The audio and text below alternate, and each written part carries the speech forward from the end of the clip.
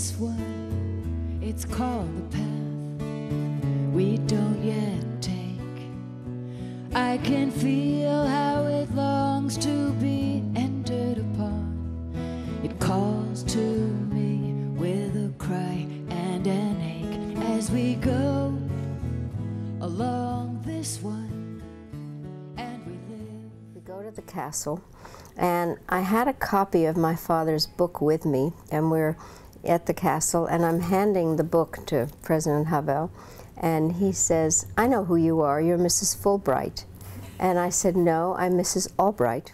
I've always admired courage, and he was a courageous man.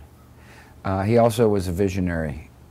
He understood the importance of free societies for the sake of peace. I liked him because he was not a predictable ideologue. He didn't trust any ideologues. I liked that about him. He realized that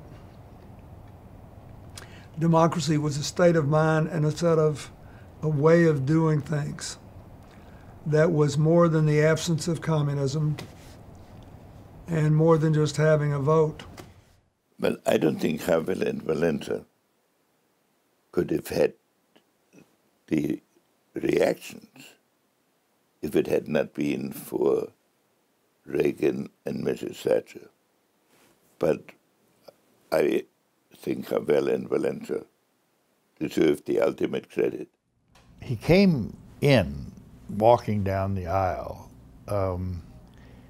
and sort of shuffling the way he does, a little bit bent over, all of the people around him much taller than he was, and not looking very presidential. And I said to myself, Vaclav, president of this country? You know. Well, I mean, for me personally, he is, you know, an icon of an era, and the more time passes, the more important he becomes in my mind. It's so unusual to have this combination of talents and gifts that he exhibited. The power of the powerless is such a great essay because he puts his finger on the problem, which is that under communism, under the style of totalitarianism that existed in Eastern Europe at that time, everybody was implicated in keeping the regime going. I mean, I wrote that book in 5 days, right? So I could do it because I have some sense of what happened in Nazi Germany or Fascist Italy or the Soviet Union. But I could also do it because these people, Havel among them, were my teachers. I feel like a way of life has been lost with his departure. So I think about that, and I try to think to myself, you know, maybe I could be that somehow, like live that way in that kind of rich, grand way. It's not about the money, and it's not about, you know, it's really more about the attention to human culture, emotions, the expression of life and art, and a kind of joyfulness. He appreciated America.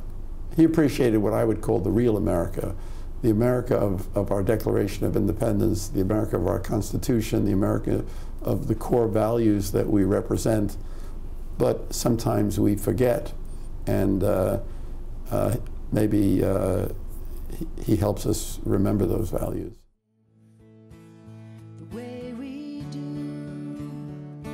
Love pulls us on to that distant horizon, so true.